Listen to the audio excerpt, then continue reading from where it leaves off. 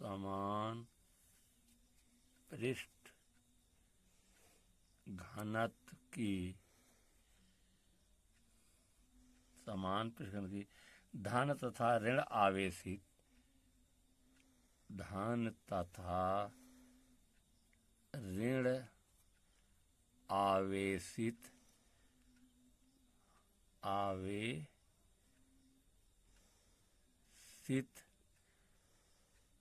समांतर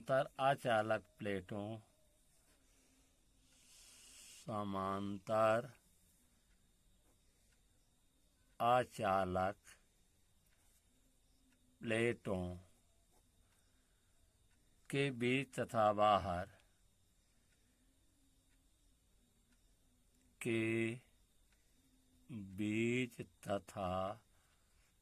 बाहर वैद्युत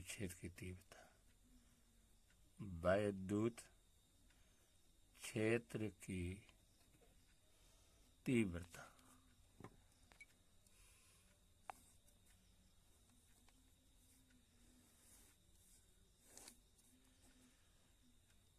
समान पृष्ठ घनत्व की धन तथा ऋण आवेशित समांतर अचालक प्लेटों के बीच तथा बाहर वैद्युत क्षेत्र की तीव्रता। तो दो प्लेटें हैं, पहली प्लेट का नाम एक रखा गया है। पहली प्लेट का नाम क्या रखा गया है? एक, पहली प्लेट है। और दूसरी प्लेट जो है, दूसरी प्लेट को नाम दो रखा गया है। दो प्लेटें हैं, ठीक है ना। दूसरी प्लेट है, पहली प्लेट को धन आवेश दिया गया है। क्या दिया गया है? धन आवेश। और दूसरी प्लेट को ऋण आवेश दिया गया है। असल में पहली को धन आवेश और दूसरी को ऋण आवेश।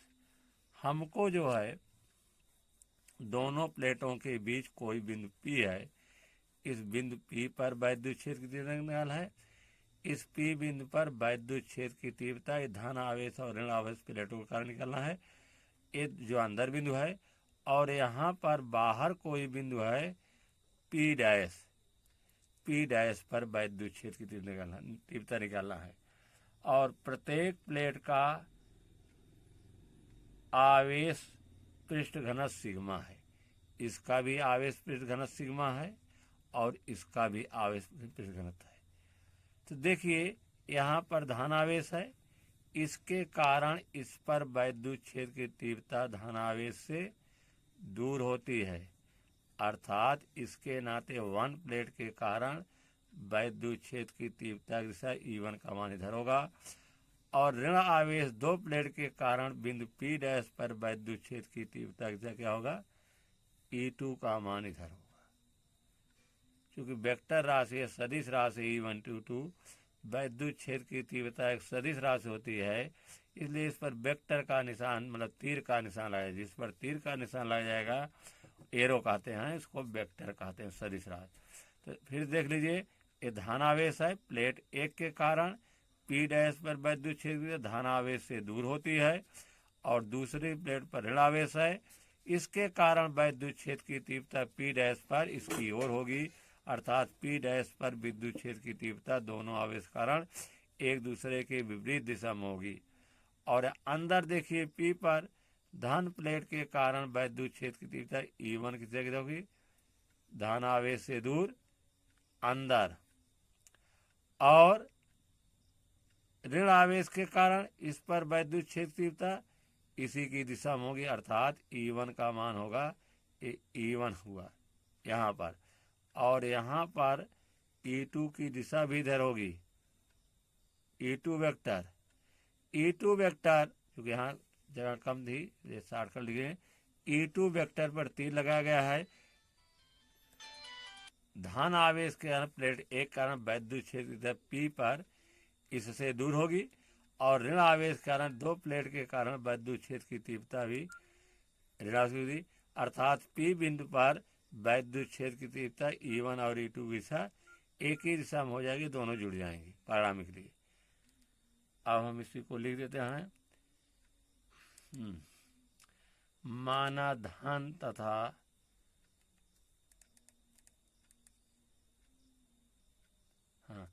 माना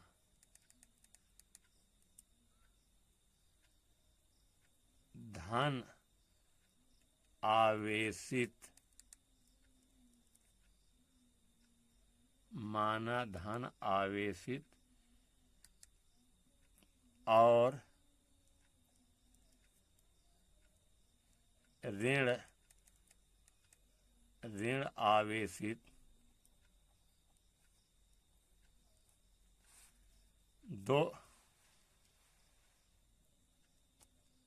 दो प्लेटें, एक और दो है,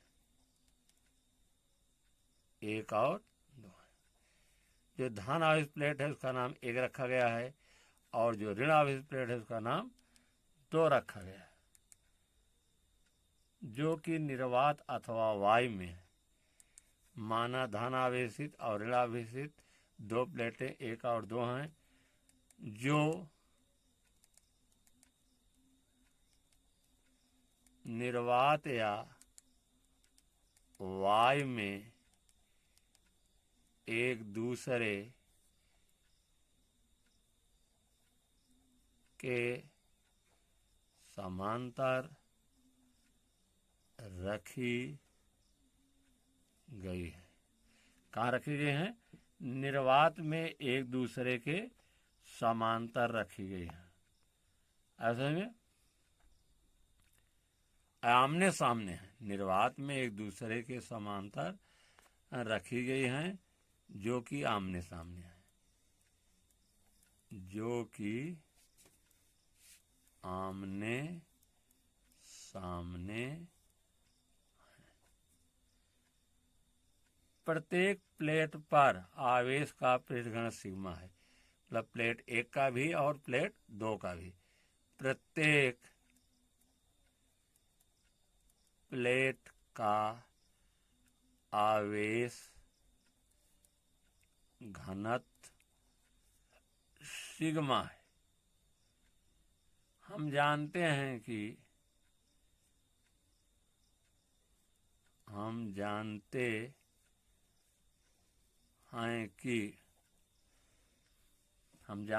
कि आवेशित समतल प्लेट के आवेशित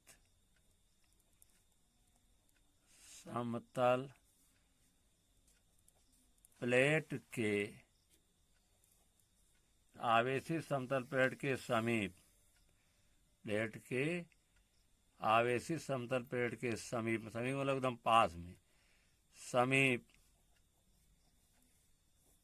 आवेशित समतल प्लेट के समीप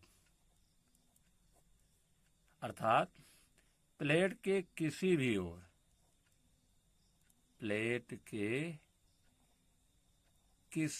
ओर, किसी ओर मतलब चाहे बाएं तरफ लीजिए चाहे दाएं तरफ। मतलब हम जानते हैं कि आवेशित समतल प्लेट के समीप प्लेट के किसी भी ओर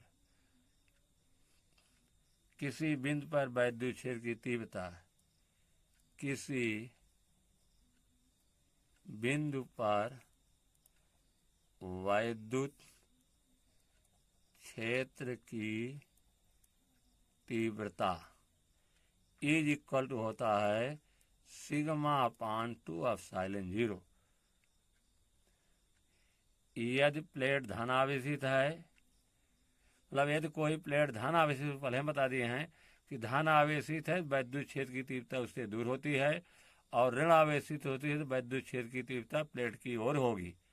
फिर सुन लीजिए, धन आवेशित प्लेट है, सूत्र आपके यही लगेगा, डेरिवेशन E बराबर सिग्मा अपान 2ε0। कोई प्लेट आवेशित है तो प्लेट के समीप, बहुत दूर नहीं समीप, चाहे प्लेट के दाहिनी तरफ निकालिए चाहे प्लेट के बाईं तरफ निकालिए, वैद्युत क्षेत्र की तीव्रता E बराबर सिग्मा अपान 2ε0 होता है। तो अगर प्लेट धन आवेशित है तो वैद्युत क्षेत्र की तीव्रता प्लेट से दूर की ओर होगी, प्लेट से लंबवत दूर होगी, और ऋण आवेशित है तो वैद्युत क्षेत्र की तीव्रता प्लेट की ओर होगी लेकिन लंबवत दिशा में होगी। तो इसको हम लिखते हैं यदि प्लेट धनावेशित है, यदि प्लेट धन आवेशित है तो वैद्युत क्षेत्र ई की दिशा, तो वैद्युत क्षेत्र ई की दिशा प्लेट के लंबवत तथा प्लेट से वैद्युत क्षेत्र की दिशा प्लेट के लंबवत तथा प्लेट से दूर होगी। यदि प्लेट पर ऋण आवेशित है, यदि प्लेट ऋण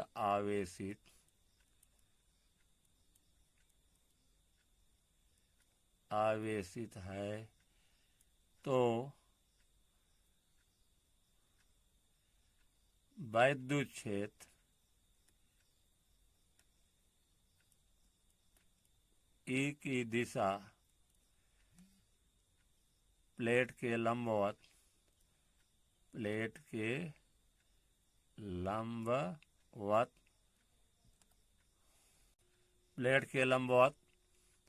प्लेट की ओर होगी, प्लेट की ओर होगी। अब हेडिंग हमारा होगा पहला पहाड़, प्लेट के बीच वैद्युत क्षेत्र की तीव्रता। प्लेट के बीच वैद्युत क्षेत्र की तीव्रता। देखिए, ये प्लेट के बीच पीछे चित्र बनाए हैं।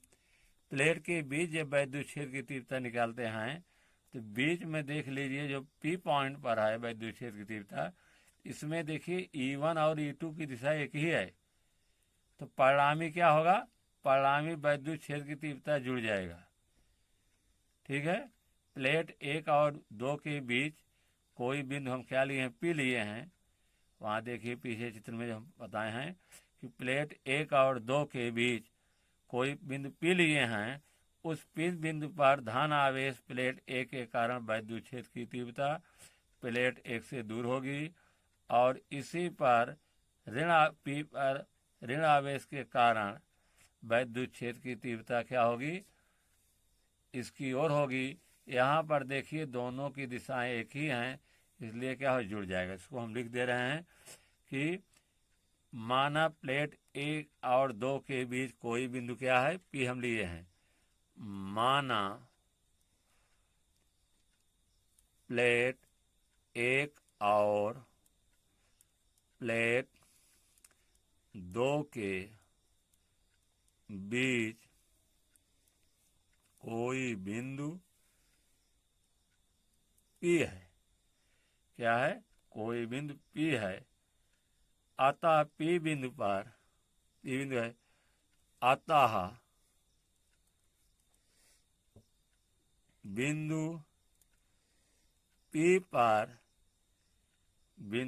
पर धन आवेशित प्लेट 1 के कारण वैद्युत क्षेत्र की तीव्रता E1 इज इक्वल टू क्या हो जाएगा, बराबर σ/2ε0 प्लेट 1 से दूर।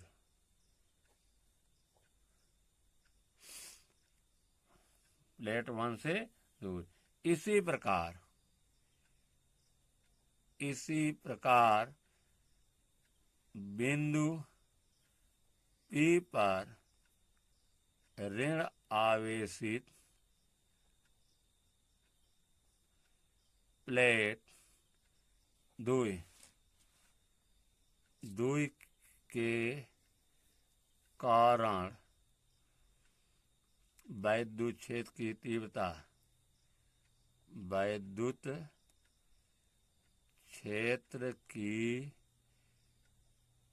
तीव्रता E2 is equal to sigma upon 2 epsilon 0 plate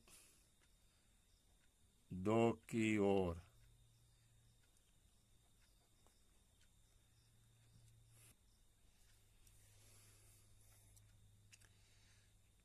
क्योंकि E1 और E2 की दिशा एक ही, हम देखिए चित्र में एक में हम दिखाए हैं कि E1 और E2 की दिशा क्या एक ही है। यहाँ लिखेंगे चूंकि E1 और E2 की दिशाएं क्या हैं, E1 और E2 की दिशाएं एक ही है। अतः बिंदु O पर, अतः बिंदु P पर परिणामी विद्युत क्षेत्र की तीव्रता E जुड़ जाएगा, दिशा एक ही है इसलिए जुड़ गया। E बराबर क्या हो जाएगा, E1 प्लस E2। E का मान sigma upon 2 epsilon 0, sigma upon 2 epsilon 0 हर बराबर है तो क्या हो जाएगा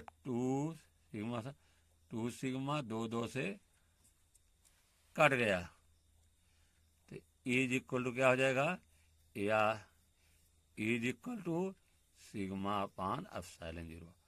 मतलब दोनों प्लेटों के बीच वैद्युत क्षेत्र की तीव्रता क्या होगी, सिग्मा अपान एप्सिलॉन 0। अतः दो प्लेटों के बीच, अतः दो प्लेटों के बीच किसी भी बिंदु पर वैद्युत क्षेत्र की तीव्रता समान होती है, पर वैद्युत क्षेत्र की तीव्रता समान होती है। अब हमको निकालना है प्लेटों के बाहर वैद्युत क्षेत्र की तीव्रता। क्या निकालेंगे, नंबर 1 था, अब नंबर 2 क्या निकालेंगे, प्लेटों के बाहर वैद्युत क्षेत्र की तीव्रता।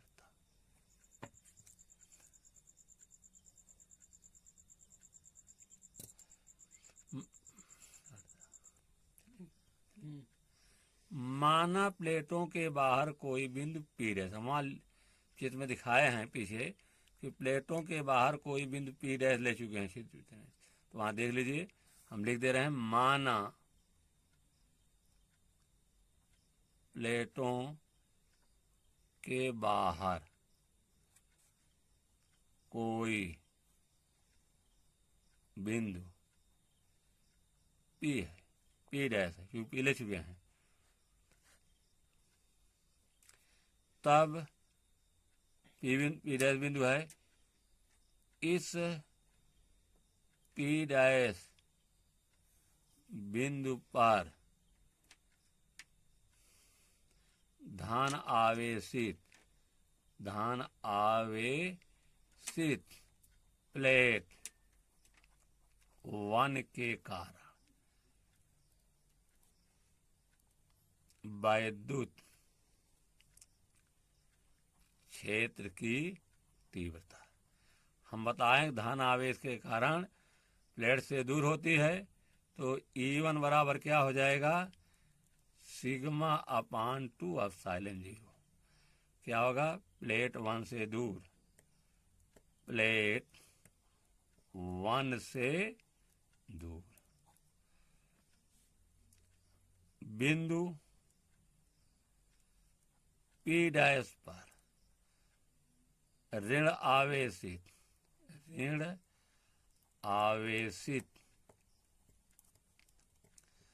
प्लेट वन दो प्लेट ऋण स्थित है। दो प्लेट कैसे है? ऋण स्थित। बिंदु पी डैश पर ऋण आवेशित प्लेट 2 के कारण वैद्युत क्षेत्र की तीव्रता E2 is equal to sigma upon 2 epsilon 0। Plate 2 की ओर, ठीक है।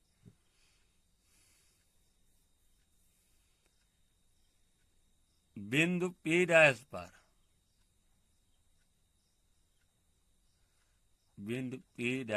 पर प्लेट 1 और प्लेट 2 के कारण वैद्युत क्षेत्र की तीव्रता E1 और E2 की दिशाएं एक दूसरे के विपरीत। फिगर में देखिए, P डैश पर जो है वैद्युत क्षेत्र की तीव्रता E1 और E2 की दिशा क्या है? एक दूसरे के विपरीत है। इस कारण से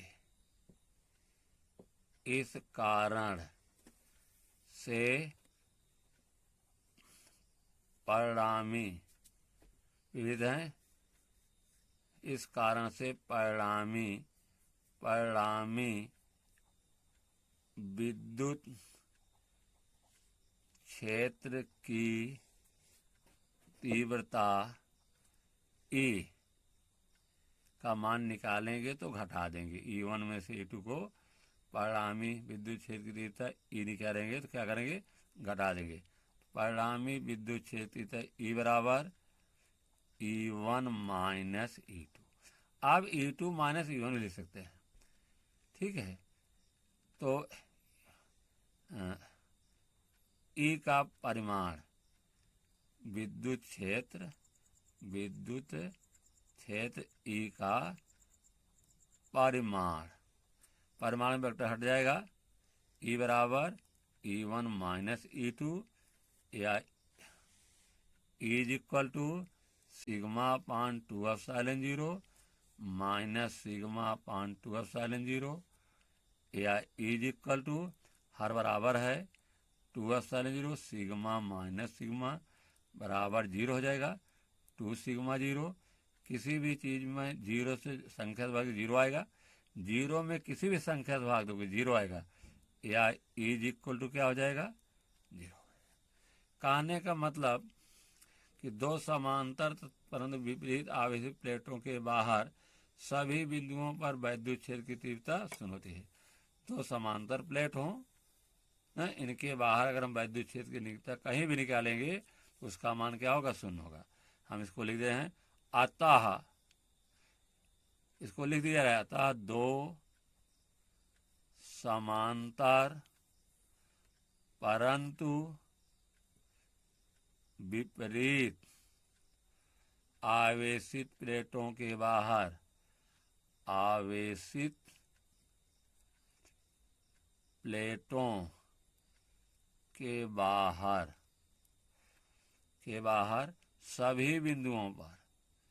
सभी बिंदुओं पर वैद्युत क्षेत्र की तीव्रता क्या होगी? शून्य होती